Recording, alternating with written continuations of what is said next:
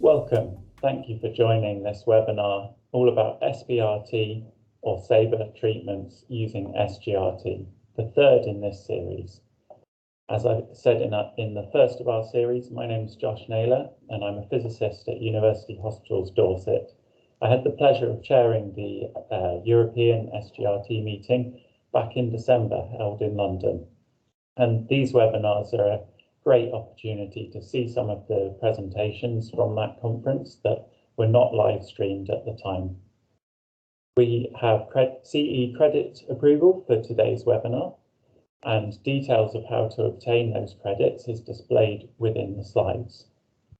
There are 3 speakers today, and our first presentation is an introduction of end expiration breath hold workflow using AlignRT for liver SBRT. That's presented by McDonald, who is a senior radiation therapist at Alfred Health in Australia. And our second presentation has the title Thorax and SGRT Immobilization, Evaluation and Implementation for SGRT for Lung SABR. That's from Victoria Hammond-Turner, who is the Technical and Development Lead Radiographer at Berkshire Cancer Centre in the UK. And we had the pleasure of visiting them actually when we were introducing SGRT at our centre. Our final speaker is speaking on the title Stereotactic Radiotherapy of Lung Tumors on Halcyon in Inspiration Breath Hold, guided by the AlignRT InBore service system. That's from Dr. Senna Yossi and Daniel Nguyen, and they're based with the Orlam group in France. Again, the presenters are all available to answer your questions. If you have some questions that you wish to ask, just pop them in the chat box facility and the presenters will endeavour to answer them. It's my great pleasure to introduce our first speaker, McDonald, and our subsequent presentations will follow straight on after hers.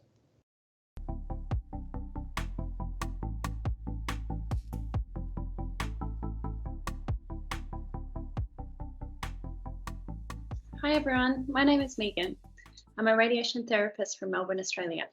I've also spent some time in my career working in the UK. I work at the Alfred Hospital and Alfred Health Radiation Oncology in Melbourne, Australia. We've been using AlignRT in our department since 2009. We currently use the AlignRT Advanced system and we're a reference site for VisionRT in the Australasian region.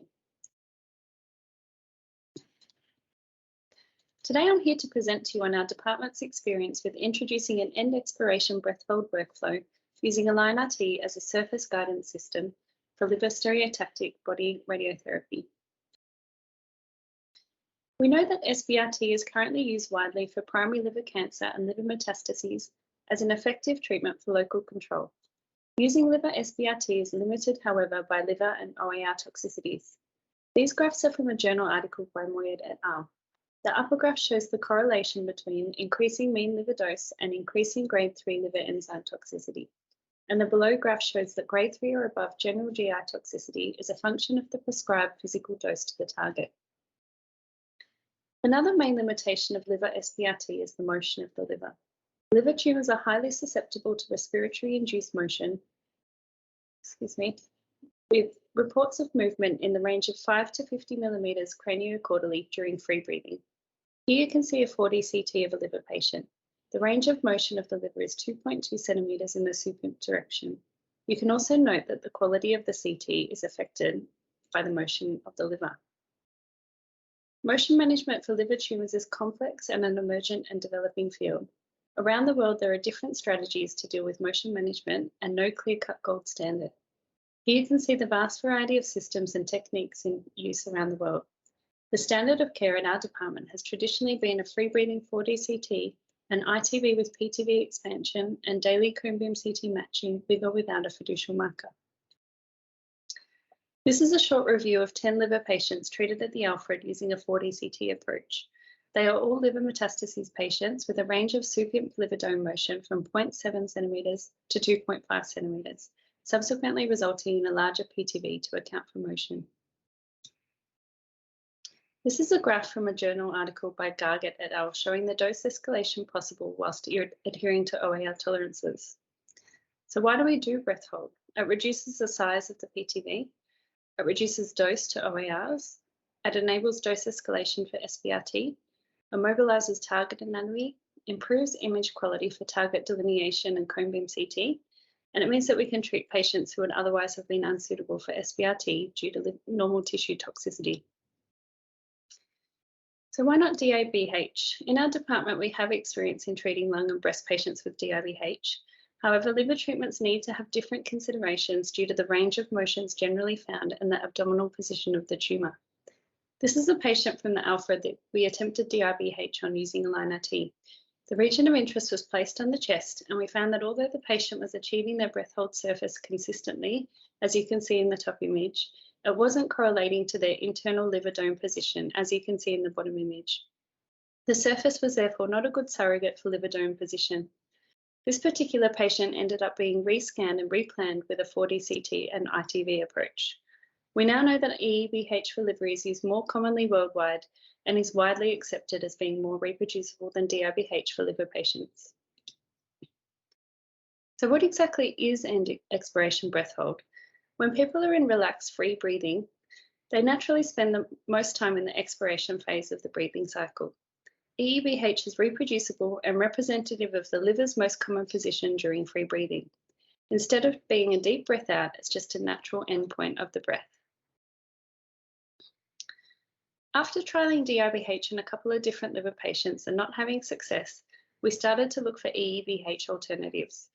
We reviewed the literature and reached out to colleagues. Nick Hardcastle, a physicist from Peter Mac in Melbourne, came and spoke to us about their established experience of using an EEBH workflow using an alternate system. We also did a site visit to Peter Mac, which was invaluable.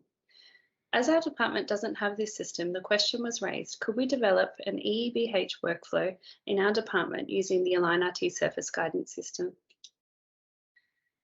So what were our objectives? To develop an EEBH workflow using AlignRT, to determine whether liver motion can be reduced during EEBH, and to determine whether radiographic liver dome position in EEBH correlates with surface anatomy. We reached out to our clinical applications specialist for Vision RT about departments around the world using AlignRT in this way. And at the time, there wasn't really anybody using AlignRT for liver EEBH routinely. So to get the process underway, we had to start from scratch. We spent many hours testing workflows and processes in CT and on the Linacs on our breathing phantom. Once COVID hit, we separated our teams, so it was quite a slow process. We completed end-to-end testing once our process was finalised and created encounters and documentation for the process. So here is a diagram from our workflow, which was adapted from the Peter Mac protocol. The first step is patient selection. Is the patient a good candidate for breath hold? Can they understand the instruction, and are they able to hold their breath in expiration for approximately 15 seconds? If the patient is a good candidate, our first session with the patient will be a setup session on the Linac prior to having CT. The CT would either be done later that day or the following day.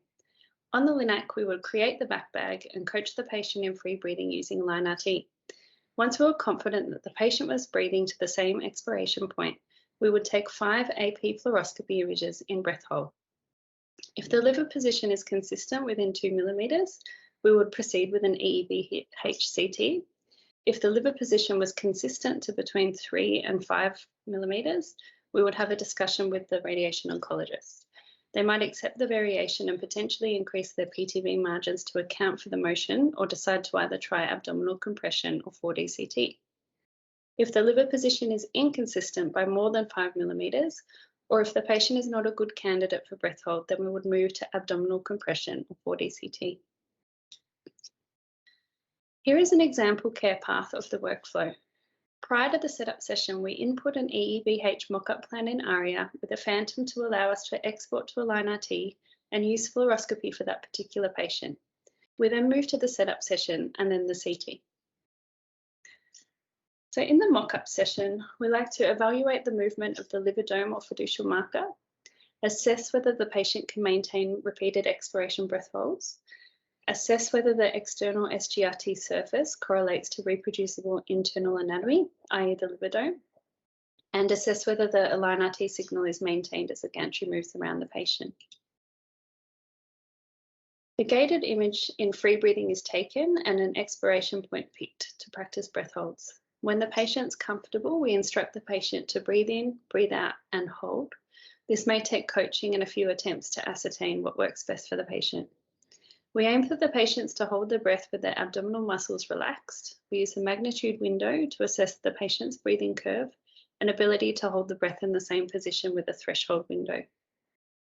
When the patient has demonstrated a stable EEBH, a new gated AlignRT image is captured with the patient breathing in, breathing out, and holding their breath. A point is selected in expiration. This is the surface then used to take the fluoroscopy images. We also use a visual coaching device for the patient if they find it useful. So the importance of coaching and relaxing can't be emphasized enough. We find if the patients are stressed, anxious, or uncomfortable, it's really difficult for them to manage their breath hold.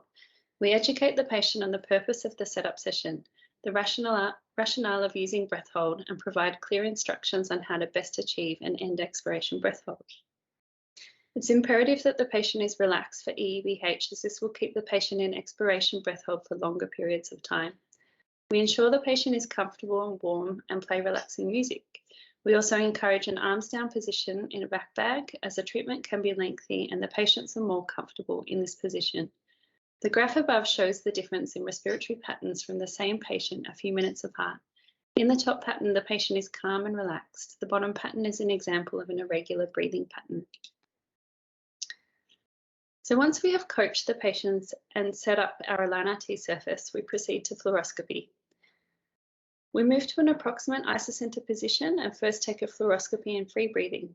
If the liver motion is less than 5 millimeters, the benefits of EEBH would be minimal, and we would proceed with a 4D CT.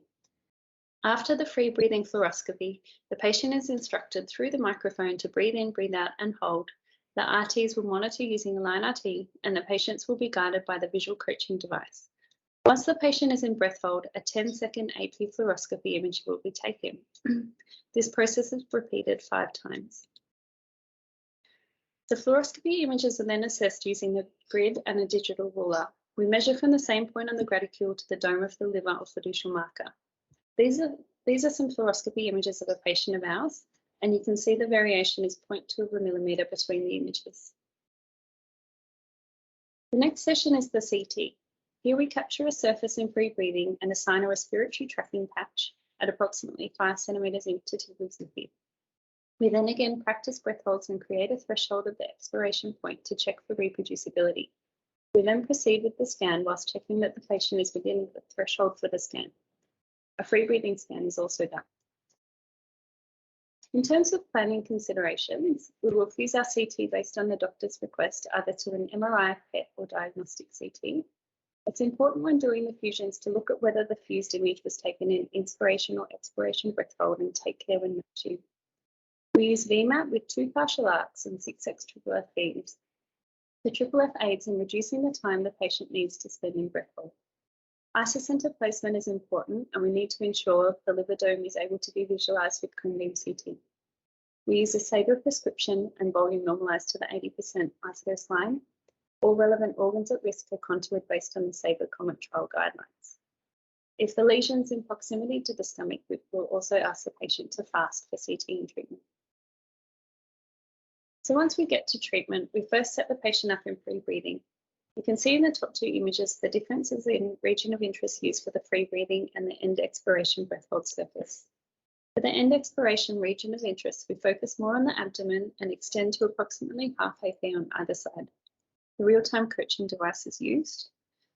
It's important to note the difference in surface position between free breathing and EEBH is a lot smaller than for DIBH. So to work around this, the tolerance for the vertical is kept to 1 millimeter, and the tolerances for the other magnitudes and rotations are more relaxed. We first take a KV pair of images in expiration. The DRRs are adjusted in planning to ensure the liver dome is visible on the KVs. You can also see here the clear images we are able to attain in breath hold. The images help us confirm that the AlignRT region of interest is set up appropriately and that the gross initial position of the patient is okay. We then move to the cone beam CT. It can take 2 or 3 breath holds for a patient to get through the cone beam CT. You can see here in the top image a successful breath hold attempt for the cone beam and the clear picture obtained. The bottom image shows the blurring and uncertainty with matching that we get with a free breathing cone beam. If the liver position is within 3 millimeters, we will proceed with treatment using AlignRT to gate the patient. If there is variation greater than 3 mils, we would go into the room, coach the patient, shift the couch, recapture the surface image, and then reconfirm the move with imaging. I'll move on now to a case study. This patient was our first patient. She's a 57-year-old female with metastatic carcinoma of the breast. She'd had previous RT to her right breast in 2006 and SBRT to her right lung in 2018 with subsequent pneumonitis. She had a solitary metastasis in her liver. Her radiation oncologist requested breath hold due to the size of the PTV volume, the risk of high toxicity, and also the risk of exceeding the OAR tolerance of her duodenum.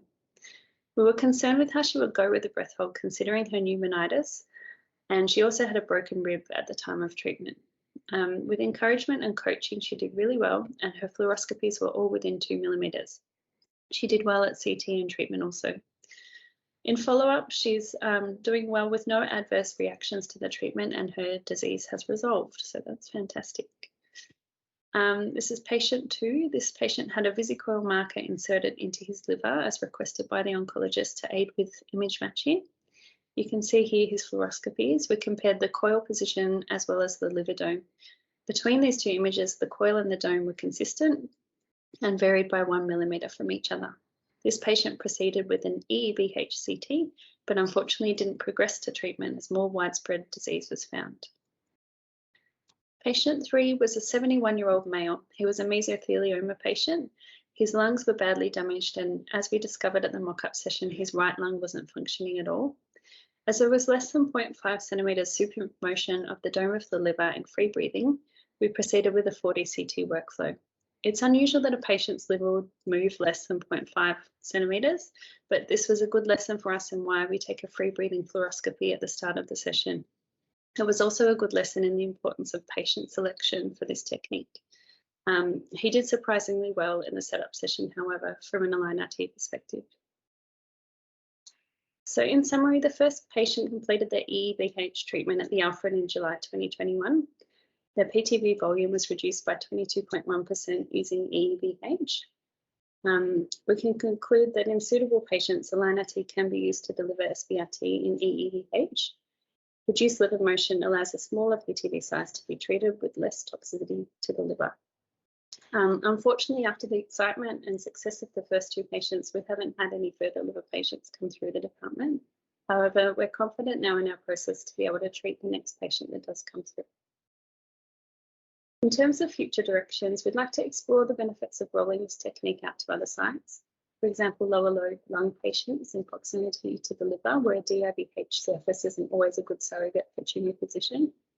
We could also potentially expand the technique to kidney and adrenal sites as well as the pancreas.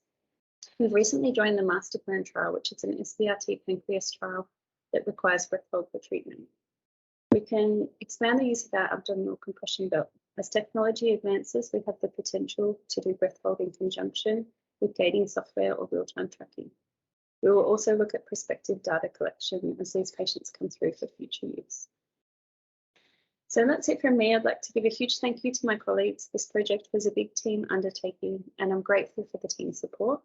Thanks also to the Vision RT community for allowing me to come and present on this topic, and particularly to Sue McKenna for her support and technical help. Thanks everyone for your time and for listening to this presentation. Thank you. Any questions?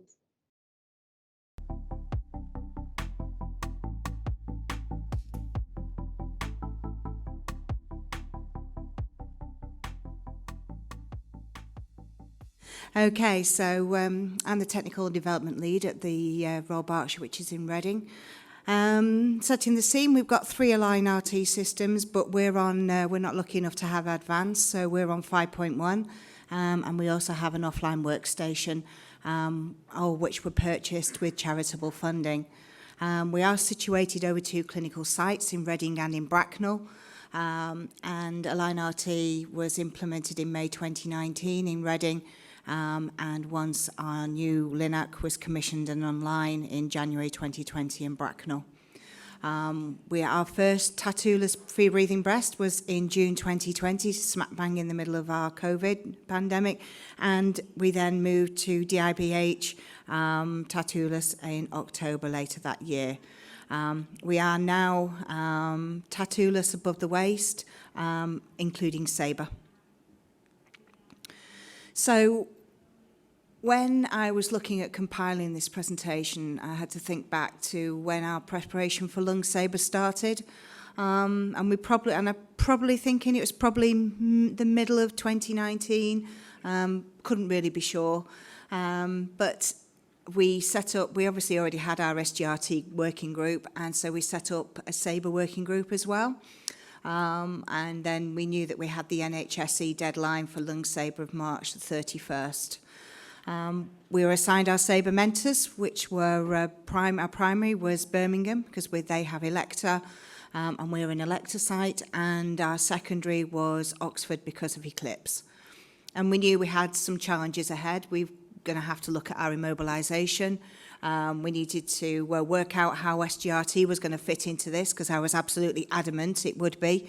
And we wanted to implement 4D cone beam CT. Not a SABR requisite, but we felt that was the right way to go. Obviously, I'm not going to cover the other sides of SABR, such as the RTTQA approval, Regime QA, MPL, but I just put it on here just to acknowledge that all that was going along at the time. So this is the immobilization that we've had, and we still use, and we were just using it alone.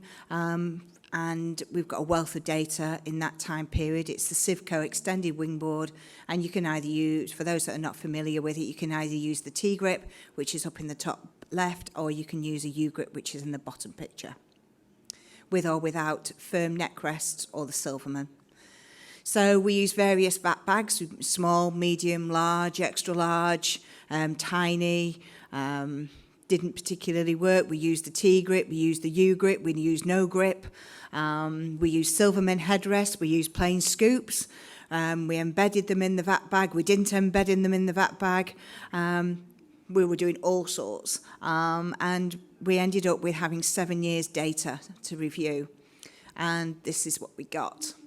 So we saw we had a very large lateral shift, and we didn't like that. And large standard deviations, there was an awful lot of instability, whether or not that was to do with the indexing of the wingboard itself, or to do with the positioning of the VAT bag, or the patient within the VAT bag, we never could tell. And we didn't like the rotations either, because we don't have 6 degree of freedom couches. So we decided to have a look at all the thorax immobilization that's available on the market for SABR. And as anybody is aware, there's a vast array of equipment that you can use, belts, bags, compression, this, that, and the other. And they all have this equally vast array of some quite eye-dazzling prices. So our conference room turned into like an immobilization market store while we tried and looked at all of these. We took lots of advice, what was available from departments in our ODN. Sadly, there was no consensus. Everybody seemed to be doing their own thing that worked for them. So we thought, right, well, what questions have we got? Do we trial one or more of these systems? Because there wasn't one particularly that we liked over any of the others. What funding did we have? There was funding there from charity, should we need it, so that wasn't particularly an issue. And then we thought, do we need the use of a compression aid? And we thought, well, we're not actually going to be doing livers, we're not going to be doing oligomet nodes at this time, so we're going to keep it simple and purely concentrate on the immobilization alone. But our big problem was that based on previous years' data, which we had 7 years worth, that patients who require radical lung or upper GI treatment, or patients who are palliative in nature and can actually tolerate the arms up position, are actually relatively few in number for our centre. And usually we only get around about 20 referrals a year. There can be a few more, can be a few less. And we realised that we just didn't have the time to try and trial a new device that would provide statistically significant results, and bearing in mind that we already had 7 years worth of data of what we were using already. So we discussed with our primary mentor in Birmingham, had a good conversation with Julie and Ben, and it transpired that they were actually using the same wing board as us, and they actually used a different size VAT bag, one we hadn't tried, which I thought was quite hard considering the number we'd had looked at.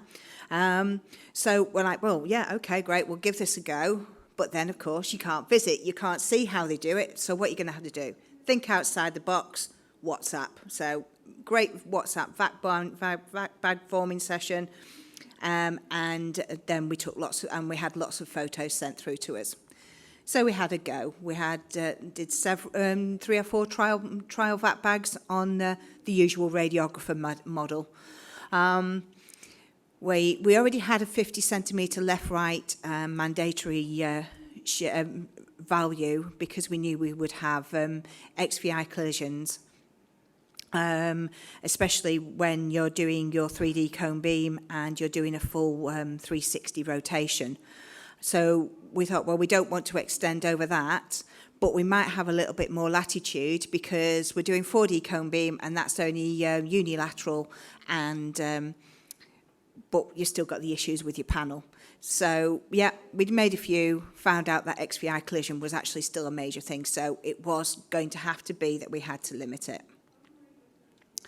So, would it work? Would we get acceptable results just because Birmingham said it worked? We needed to have a go ourselves. So, we went with this shape and we adopted it for all patients who were fit enough, radical or palliative, from December 2020. Not required, but we needed to get the results. So we ended up with 17 in that period. We were quite lucky, 169 XVI shifts. And these are the results that we found. We found that we managed to decrease our lateral.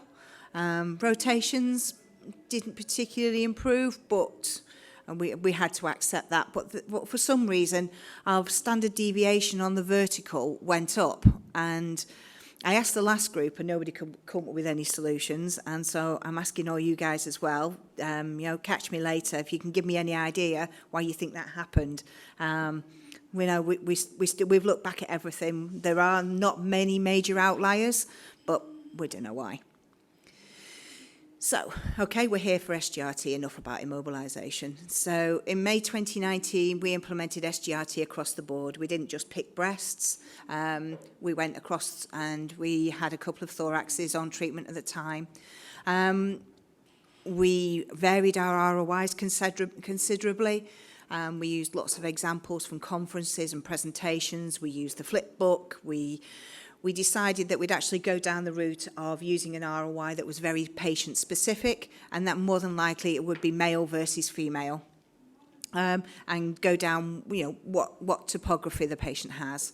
And we already had daily XVI in anyway, so that we could correct all our translational errors. So these are some examples that have all been used clinically. All with equal success rate, varying depending whether we're treating with 3D conformal or VMAT, or whether it's radical or palliative. One thing we did notice was that regardless of what ROI we used, that 90% of our lateral 3D conformal beams had issues with camera blockage. And that doesn't matter whether we retract the panels or we mess about with the lighting levels. Because we're a lecture site, we have those fancy room lights in the ceiling. Whether we dim them, take them off, didn't make any difference. We were still getting a great degree of camera blockage. Not surprising, really. So we thought, well, we're actually quite happy. We'll carry on because we're treating our prostates really successfully with SGRT, and they have VMAT, and we get very little delta fluctuation.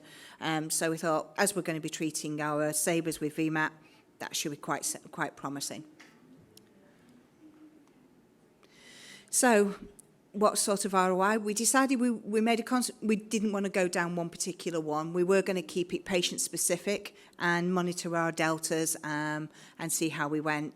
Site profile, we're using 3 millimeter tolerance and 3 degrees rotation. Slightly larger than we originally anticipated, but because we don't have triple F, we didn't want the beam to be held and for us to extend our treatment times. We did have lots of discussions regarding delta fluctuations with respiratory motion that could be seen on the ROI, and we also knew there may be some form of camera blockage due to slow delivery of the dose during the treatment. So I think we had about 4 or 5 meetings on the delta variations with the respiratory motion. So we decided on day one, Wes and Elise came around and said, yep, we'll be here for your first SABR. We're still not happy about this delta fluctuation. Try a gated capture. No, we're not going down that route. No, try it. I'm not convinced. Just try it. Give it a go, Vicky. Give it a go. So we did. It was brilliant. I don't know why we never did it before. It's in the books, but you go ahead with what you think you know, and it's been brilliant. So it's a game changer for us. And in actual fact, we've rolled it out for all the patients that have respiratory motion, but obviously don't use it for DIBH. So, gated capture, where does it exist? I'm not going to teach you to proverbially suck the eggs. Version 5.1, it's in treatment mode. You have to pause your monitoring, which I know goes against every grain of my body for when I'm using SGRT, because you've got to change from being a static capture to a gated capture, as in the little icon. Capture your VRT, and then you get a lovely breathing trace within your 2D plotter. And it's got a series of little dots on it. And then we have a little game, we've got to involve the clinician and the head of physics there. They've got to give them a job. So we give them the job of picking the pot. And that plot point gives us a surface that is equivalent, hopefully, to mid-ventilation.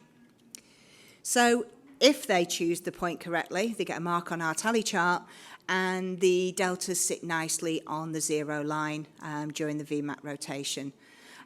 So we start our monitoring again after capturing it, and if the deltas are nice and stable, then we go with it. If they're not, then we will repeat the capture process and choose another point. The gated capture is sticky, so then it remains on and you don't need to pause monitoring again for the rest of the treatment. That's our workflow. I'm not expecting to go through it or for you to read it here, but it'll be here, and obviously when the presentations are made available, have a read of it. There's 2 things that I want you to take away from it. Is the fact that we start monitoring at the start, and apart from stopping it for the gated capture, we don't stop it till the end of treatment. We do, however, switch the gate beam off when we are imaging, because you get, I'm sure you're familiar with that nasty red bar that comes on the screen, disrupts, and it can be quite irritating. So we do switch the gate beam off for all our imaging when we're capturing the cone beams, of which we do quite a few. So what sort of data have we got to back up where we are? So 4D cone beam is our gold standard. We use the 4D auto-registration that accounts for tumour motion and position. And we widely acknowledged at the start that cone beam shifts were never going to be 0, because obviously SGRT reflects the external contour of the patient and has limited correlation to the internal anatomy. And especially in this area where we're using cone beam CT to set up, that we're actually doing a 4D registration to account for the tumour motion and position on a daily basis. So what can we review and is of value? Well, we can look up the setup time. We can look at the stability of the setup, because obviously if the patient isn't comfort, then the stability isn't right, and then the treatment takes longer. So our average setup time was 2 minutes. And this is just a little table showing that we've done single and double PTVs, and that the treatment, the time acquired is from the first XVI we acquire to the last XVI decreases during treatment, and that's probably taken from the fact that we get more familiar with the tumour position. And so, as you can see, they're well within our allocated SABR treatment slots. So, is the setup stable? So we use our mid-treatment XVI shifts because we consider them to be the most important, because that's where we want to ensure that the patient stays still. And this is the data that we've got. We're actually particularly quite pleased with it. Shift magnitude was the largest of 0.18, so just under 2 millimeters. So what have we achieved so far? We've treated 8 SABR patients. And the last one finished this week, 4 lung primaries and 4 oligomet lungs. We've treated 6 single PTVs, 2 doubles. Our first 2 patients had tattoos and the rest have now without. We treated 2 patients with arms down because they both had severe arthritis, and one even had steroid injections prior to treatment, and that still didn't work. We still couldn't get his arms up comfortably, even in the new shape VAT bag, so arms went down and worked fine. And we've actually got 3 more in the pipeline. And our clinician came to see me the other day and said he really wants to do one of them in DIBH because it sits on the dome of the diaphragm. I'm like, yeah, great. With triple F, that's going to be fun, thanks. I hope she's a good breather. So I'm going to just give you a quick case study here. It's an 80-year-old female, T3 node-negative cecal carcinoma in October 2018. She had a hemicolectomy. Follow-up CT scan showed that she had some very small volume liver mets, so she had those resected. She was well for 2020, and then sadly on her PET CT in 2021 showed that she had some small lung lesions, very suspicious of metastatic disease. She was performance status 1 to 2 because she had radiating sciatica in her right leg, especially when she lay down on hard beds. Excellent. You can see where this is going, can't you? Not suitable for any further surgery, and so she was referred to us, and we treated her in November 2021. These were her plans. So PTV1 for 1 lesion, PTV2 for 2 lesions. And the second lesion on PTV2 is actually so tiny, you actually can't actually see it because it sits directly posterior to the larger lesion on that plan, both treated with 55 gray and 5 fractions simultaneously. So this is the ROI we used. As you say, nothing similar to any of the ones that we've used before, but worked absolutely great. We had a go with it. So each plan, each PTV, 2 arcs, 1,300 monitor units, no triple F, and so average couch time was about 45 minutes, and we monitored throughout her treatment and imaging, but just with the gate beam off for the cone beams. So I have robbed Mena's title for this one because you can come up and stand here, but you can see in is believing. You'll see this lady's feet are doing windmills. That's because her sciatica is actually quite jarring, and this is during the cone beam acquisition. And you can see, and normally you would like, oh no, she's moving, we can't accept that, but you can see SGRT is telling us everything is nice and stable, apart from the fact that you do get some camera blockage as the gantry head rotates round. And this was just a snapshot from her treatment. Even with her feet doing her windmills, and usually by the end of treatment, her hands had to do it as well. And yeah, all sub-millimetre, really nice. So what sort of future work are we looking at? Well, we actually want to stop imaging if the deltas are out of tolerance. We've had 2 episodes now in 39 treatment fractions. One where the patient kindly put his arms down, not a lot we could do about that one. But we had another one where the beam was actually held at a gantry angle of 300 degrees. I went into the room, it wasn't camera blockage, we needed to move the longitudinal and the lateral. And so corrected that and came out. Head of physics was getting a bit nervous. We need to image. Okay, we'll image. We imaged, and those were the results. So yes, we were giving 54 gray and 3 fractions, which can be a bit spicy, but the question I'm putting out there, which could be a bit controversial, is, was that concomitant dose given really truly justified? I could probably agree with it with 54 in 3, but I'm not quite sure when we do some of the higher fractionations. So that's our current workflow that you saw earlier. And there's a big X about what we want to get rid of, because we believe that will actually shave a considerable amount of time, and we're aiming to get SABRs treated within 20 minutes. And so we will just then just move the couch and continue to treatment.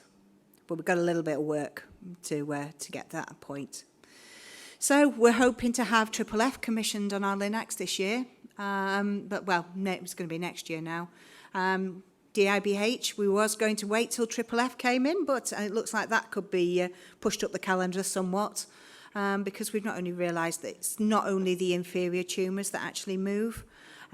We are looking to exhale breath hold for some of these tumours, and also we want to bring that in for our oligometastatic nodal volumes. So these are my acknowledgements. There's lots of data and graphs there, and I've got to credit that to Anna. So if anybody loves graphs and data, feel free to drop her an email. She loves talking about it. Especially special thanks to the patient as well. She was great. And also to the SGRT community, of which you guys are all part of, because without you guys, we can't be where we are today, and you won't be where we are tomorrow and moving on. It's really important that we all pull together, we share our knowledge, and it's really important that we communicate with each other. We give our email addresses, and when we do that, we actually ask people respond. So here are my details. If you have any questions about what I've produced today, or any comments you want to give, feel free to drop me a line and a link on LinkedIn. And thank you very much for your attention.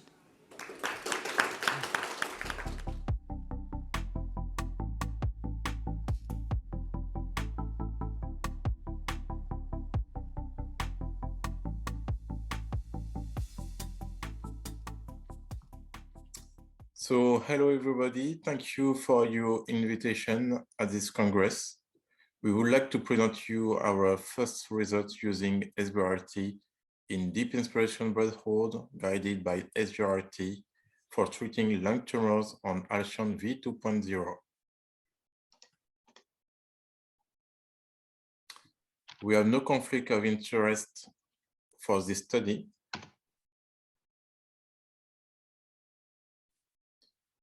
SBRT has become a standard treatment for inoperable NSCLC lung cancer and oligometastatic disease.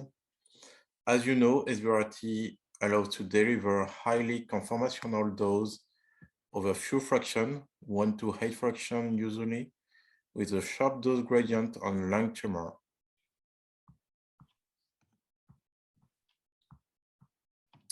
High precision dose delivery is therefore needed. For this purpose, SGRT is mandatory, notably with CBCT before each fraction. However, there are still many issues.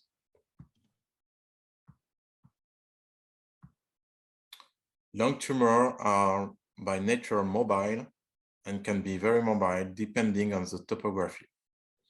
Classical planification method relies on 4DCT to define an internal target volume ITV that can be very large. There is often a lack of intrafraction motion monitoring on many Linacs.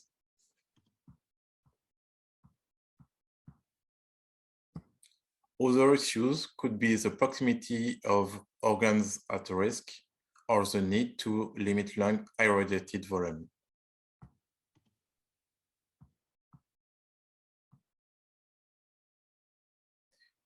In our 4th center, we use variant Halcyon linear accelerator for treating lung cancer with SBRT. This platform delivers very fast FFF VMAT using 800 monitor units per minute, allowing an average in-out room SBRT treatment time of 15 minutes. The system can also perform a 15-second CBCT, very useful to monitor tumor.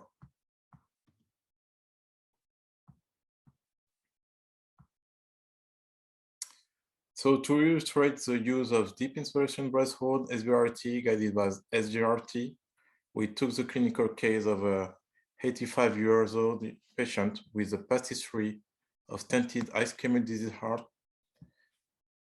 left subretinal hemorrhage, and COPD with emphysema. This patient was followed up for a nodule of the left follow segment.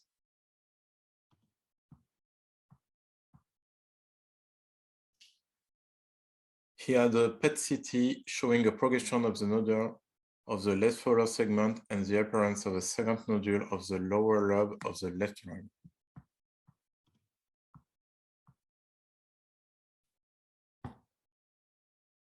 Biopsy noted adenocarcinoma cells on the left follow segment nodule.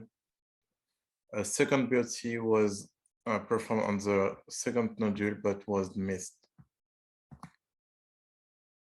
The medical board excluded surgery and proposed SBRT on both nodules as an alternative treatment.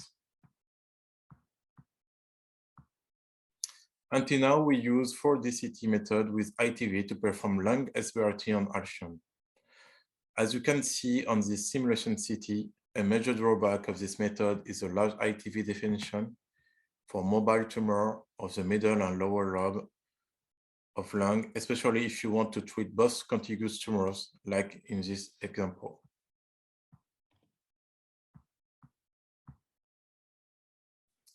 On this maximum intensity projection CT, the ITV are quite huge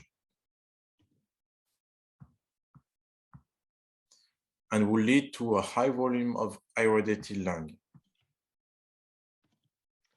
Now I would like to show you our workflow for lung SBRT treatments in our center. With the previous 4D-CT, if the tumor motion is bigger than 5 millimeters, then we will try to treat the patient with the EEBH technique. To do this, we ask the patient to come for a coaching session to teach him how to do the inspiration breath hold and check if he is eligible for this technique.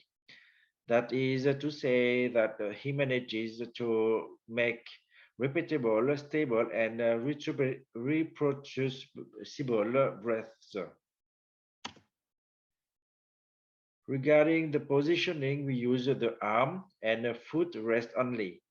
We do not use abdominal compression systems and vacuum back because they hide the camera's views and the therapist cannot correct rotational errors. In order to find out if the patient is eligible for the EEBH technique, he is called for a coaching session. This session is carried out in the CT room with AlignRT and the RTC box. We teach the patient how to make a deep inspiration breath hold. Then we ask him to make some breath hold. And after we use AlignRT to monitor the patient in 6 degrees of freedom in order to ensure the repeatability of the apneas and to correct in real time if the patient does not have a compliant apnea. And at each apnea, its duration is measured, which must be at least equal to 20 seconds. And a few days after the coaching session, the patient is called for his EEBH CT.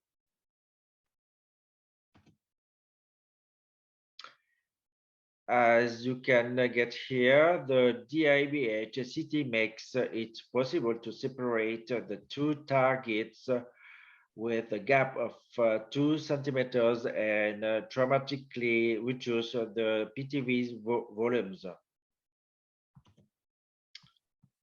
For the dosimetry, we use a RayStation version 10A treatment planning system. We use the VMET technique with 4 partial arcs for each tumor and the co-optimization function to treat these 2 tumors with 2 distinct isocenters, thus making it possible to avoid those overlaps. At the treatment room, we use AlignRT InBore platform. As you can see here, it combines the standard ceiling-mounted cameras for patient setup outside the Halcyon bore and the new ring with mini cameras for intra-fraction motion tracking. The patient is coached with the RTC box and the therapist give instructions with the intercom. As soon as the patient is positioned at the treatment isocenter, we perform the first DIBH CBCT. Then we ask to the patient to make a deep inspiration breath hold in order to apply the couch shift and make a reference capture. After these operations, we perform another DIBH CBCT to be sure that everything is okay. And in order to ensure the repeatability of the tumor, we decided to perform CBCTs before each arc and no couch shift between each CBCT. So the 15-second CBCT on Halcyon is very useful to check intrafaction move of the tumor between each photon arcs.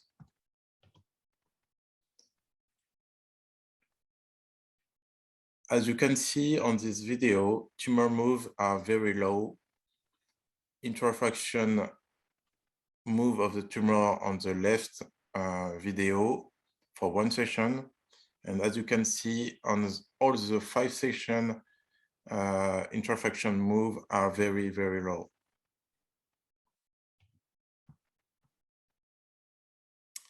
So does this technique work? As you can see on this follow-up CTs, we notice a reduction of the size of left follower segment nodule on the 2 and 6 months CTs.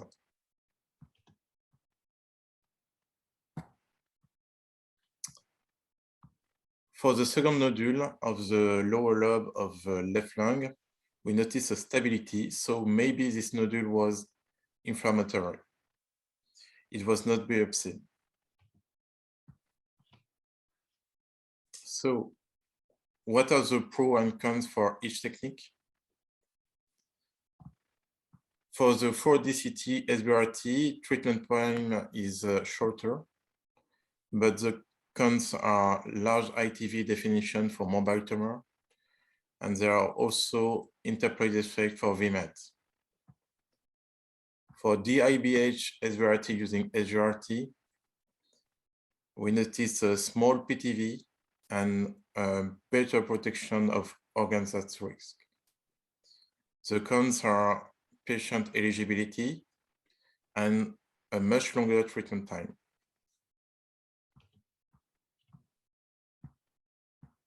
So as a conclusion, we can say that DIBH SBRT using SGRT on Halcyon is feasible. We have already treated 5 patients.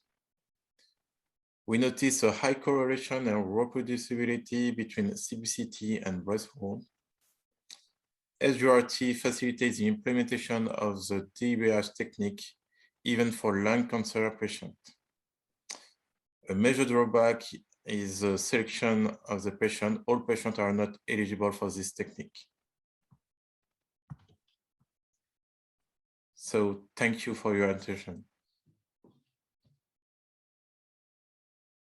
Thank you for joining us today for our final webinar in this series of 3. Just remind you to complete the quiz so that you can get your CE credits. The session will remain open for a little while, so you can do that. I really hope you enjoyed this webinar series as much as I have, and I look forward to seeing you at another SGRT event in the future.